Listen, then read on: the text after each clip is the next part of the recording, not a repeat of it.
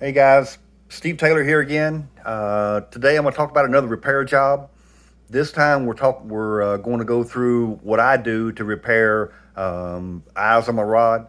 I am rough on rods. I mean, I tear them all to pieces. I break them up. I break eyes off of them. I break rods. I'm just rough on them. Tracy, my wife says I'm like a bull in a china shop. I have no finesse to me, and I understand that, and I deal with it on a regular basis.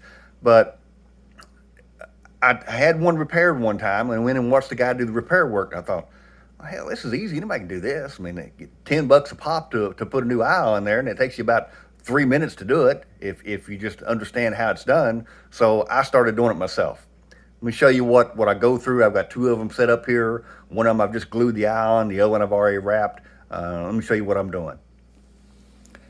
So here's the one that I've glued a new eye on. And what you want to do, you've got all of that wrapping and old glue that's on there from the factory. Take a pocket knife, scrape all that off. Be careful, don't get into the rod itself. So you got to be really careful with it. But again, it's, 15, 20 seconds to scrape all that off of there. Put you a spot of glue on there on the rod itself. Set that eye on there, hold your finger on it. Try to hold your finger out here on the tip. You put it on the middle of it, you're going to leave skin when you pull back off. Hold your finger on there and blow on it for 10, 15 seconds. Take your finger off of it, let it dry. Then you can start wrapping. And all they're doing at the factory or any repair shop, they're taking a thread and wrapping it around there and then putting glue on it. Some of them will actually use a plastic where it looks like what the factory ones are, but that never bothered me any. I just want the thing to hold. That's all I care about. So what I do is I use 20-pound fire line. I don't 20-pound braid, 10-pound braid, nothing heavier than 20. I don't like to use fire line on my rods. I found it frays really bad, so I don't use fire line. I use Power Pro. It works really well for me. But the one thing I like about that fire line, it's really stiff. It's not supple like Power Pro is. It's really stiff, and it just makes it easier to work with.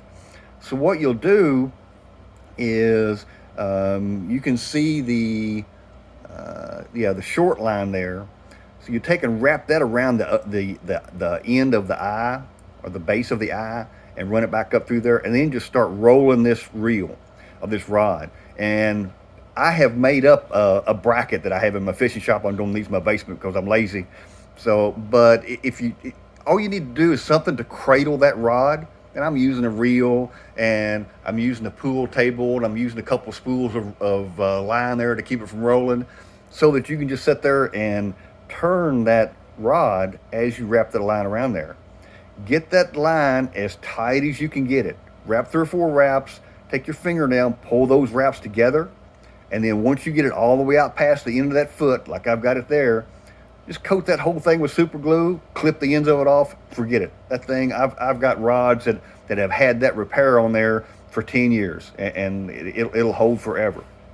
It won't look like a factory. I don't care. What I end up breaking that rod in two and cutting all the eyes off of it to use for spare eyes anyway. So it really doesn't matter to me what it looks like. I want the thing to perform. And that, the other thing that I'll tell you is that, you know, I taught my kids this. I'm teaching my grandkids this now. When you have something to do that you don't want to do, you got 4 chores to do today. I know I'm getting off subject, but I just wanted a little life lesson here. You got 4 chores to do today. 4 jobs at work, whatever it is, 4 jobs on Saturday that you've got to do, honey-do list, whatever it is.